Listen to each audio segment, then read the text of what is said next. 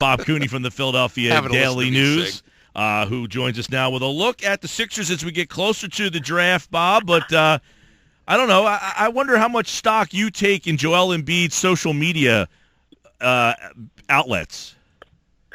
Yeah, not much. And good for the kid. He's saying he feels healthy and 100%, all that stuff. That's great, and hopefully he is for him.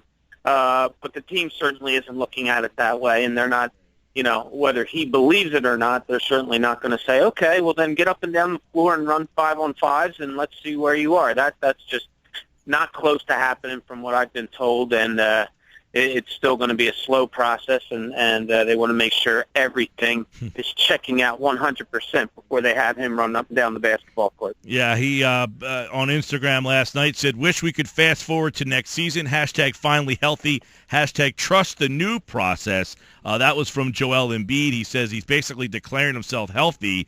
And, from the last couple of weeks or so, has he amped up his rehab at all? Has he done more?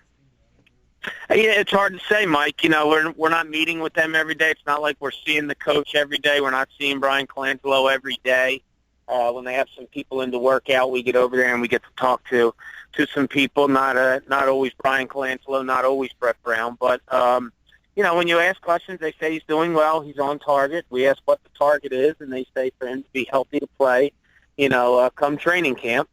So, that's all they say. I know somebody said last week that it was doubtful that he'll play Summer League, but we've known that for a while. Brett Brown said as much 3 months ago or so. So I think they just continue to monitor him. He was sitting in the gym yesterday when they worked out 6 players. It looked like he was getting up and getting ready to work out, and they kicked it out and closed the curtain. So I think he's doing due diligence and just getting done, what he needs to get done in their eyes. Talking with Bob Cooney, the Sixers have the first pick in the draft, and at this stage of the game, it seems like people are leaning towards Simmons. Is that the way that you feel the organization is leaning as well? I do. I do think they're leaning towards Simmons. I think they're keeping their eyes wide open, and I don't think it's a slam dunk by any means. But I just have a feeling that Ben Simmons is going to be the guy that they choose. I just think his versatility lends to maybe filling more gaps. They just still have so many gaps, as you know, Mike. There's just so many holes to fill. And, whether you're going to be able to fill them with 3 first-round picks or not, each individual spot that you're looking at is unknown. But Ben Simmons kind of brings you a versatility. He can rebound for you. He can pass the ball very well. He can be a good defender. I think that's something that's a little bit overlooked. So he could fill a lot of spots for them. And then I really think they're going to wheel and deal and see what they can do, with their 2 remaining picks or with picks in the future. And I think they're going to look to fill specific holes later on in the draft that night. Yeah, in your opinion, Bob, do they have to take Simmons? I mean, can they just not allow themselves to pass on? Yeah, maybe Ingram, who knows, turns out to be the better player. Maybe he can do a little bit more to help this team immediately. Who knows? But do you think that they have to take Simmons? Would it be a mistake not to? Yeah, I don't know. That's a good question. I don't think there's such a wide gap to say it would be a mistake not to. And who knows? As you know, these drafts are such crapshoots. It's ridiculous. Maybe this is a really bad drafting team. Maybe or a group. Maybe this is maybe the 2 at the head of the class are just mediocre, and the rest of the class isn't that good. You know what I'm saying? I wrote something last week saying if you take the top 3 picks from the last 3 drafts, 9 guys, and you put them in some kind of an order, if you were drafting, how would it go? Maybe if Ben Simmons and a Brandon Ingram fall to the 5th and 6th spots. I think Andrew Wiggins, Karl Towns, Jahlil Okafor, there might be D'Angelo Russell maybe. There's probably a lot of guys that you would take before these guys coming out of college if they were all in the same group. So, it's such a crapshoot. I do think Ben Simmons is probably the top of this class. But to say they have to take him, it would be a mistake not to take him. I'm not ready to say that. Bob, one thing is for sure, that this organization seems like they have a different feel around it now, that they openly are saying we want to move forward, we want to win. So in your opinion, not only will they be a player in free agency, but does Colangelo almost have to be a player in free agency to kind of say, look, we made this move. We pushed Hinkie out because we want to be a player. So if we don't become a player, Hinkie could have got the first pick himself and drafted Simmons. I mean, anybody could have done that, right? I mean, so doesn't Colangelo almost have to come in here and make a splash? Yeah, but I would say cautiously so. Like, you can't just throw a ton of money at somebody just to get somebody because you didn't get anybody else. You know what I mean? You can't. If you have a target, if Mike Conley is a target and you don't get him, I don't think you can just settle. Or maybe if a Schroeder from Atlanta or somebody is your target and you don't get the top two, I don't think you can throw a lot of money at somebody and just settle. You have to be smart about it. But I do think the way Brett Brown has been talking, his favorite phrase now is positionally balanced. He wants his team to be positionally balanced, meaning they're not just going to go after the best players they can and put them together and try to make it work. They need shooters. They need a point guard. They need some wing players. They need a lot of different things, and Brett Brown knows it, and now he's going on record and saying that they have to address it. So it's definitely in their sights to do so, but at the same time, you can't throw this all away by just spending frivolously and looking to make up for not getting somebody by overspending for someone else. Bob Cooney with us on the Sports Bash on 97.3 ESPN FM. And, Bob, what's your take on the Saric situation? You might have heard Mike and I talking about that and my poor joke about Istanbul. But does getting the number one pick overall make the urgency to get him here less?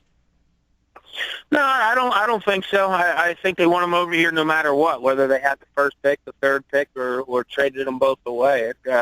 I think it's on their schedule for them to both go over next week, early next week. They're going to spend, I think, about 4 days over there and visit with him and see where he is and see, how much he wants to come over here and pretty much recruit him to come over here. And, word is that Dario Saric wants to come here. Does it behoove him right now? It probably doesn't, money-wise, as we all know, with the big contract coming up next year. It's silly for him to play out this year under his first contract, and if he doesn't have a good year, he's going to lose a ton of money. So it'll be interesting how it all plays out. I think, with this thing moving forward, and like Mike said earlier about Colangelo wanting to move this thing forward quicker because it's the opposite of what Hinkie did. Well, that all encompasses getting Dario Saric over here. So they'll get over there. They'll do their best sales pitch, and I know Brett Brown fully hopes that he's in uniform come September. You mentioned Coach Brown. When Mike and I talked to him on the radio a couple weeks ago, one thing I remember the phrase distinctly was we didn't know we were going to end up with 3 5s, essentially. So that leads me to wonder, what do you think about Jahlil Okafor? Do you sense that there's going to be a deal for him? They're going to move him, and do you think that's a good or bad idea? I think it's a horrible idea to move Okafor. I really do. I think, you went to these depths for 3 years. Really, all you have to show for it right now is Jahlil Okafor.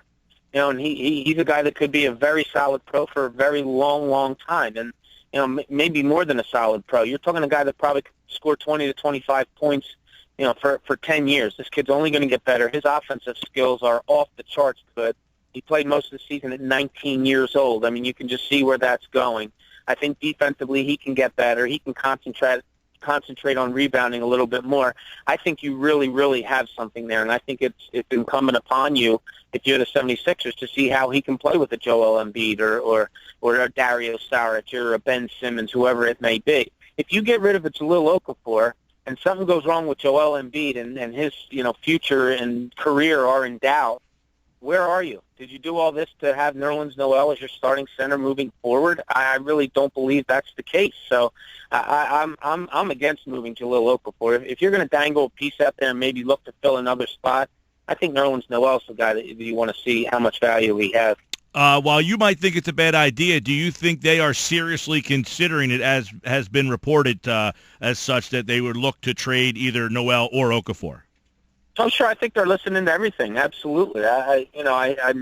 I'm sure the night that the Sixers got the number one pick at the draft lottery that a couple of GMs shook hands and said, I'll talk to you tomorrow, and they have, and they've probably spoken many, many times. And I know there was talk with Boston about Okafor before that, and I've talked to many people up in Boston also that rumor seems to be seems to be pretty hot. But Now, like I said, if you move Okafor and you take that third pick and it winds up a Chris Dunn or something like that, again, of the top 9 guys over the last 3 years, you're looking at either Simmons or Ingram that you have, and maybe a Chris Dunn or a Jamal Murray or something like that. Is that really where you want it to go? Is that all you were getting? If Joel Embiid is an uncertainty and you just don't know where he is either this year or moving forward, I really don't know how that's beneficial. I think one of the best pieces you've got, maybe the best piece you've gotten, is Jahlil Okafor. I don't see why giving up on him so soon would be beneficial. Bob Cooney's with us from the Philadelphia Daily News. We know the Sixers have the first pick on June the 23rd, and it sounds as if Simmons would be the popular pick for many, and then if NBA free agency will be starting shortly thereafter, and we'll see how big of a player they are right after the NBA Finals. June 19th would be a Game 7, so the draft is about 5 days after the end of the Finals. Bob, always a pleasure, pal. I hope you're enjoying your summer. I am, and guys, thanks for having me anytime. I appreciate it.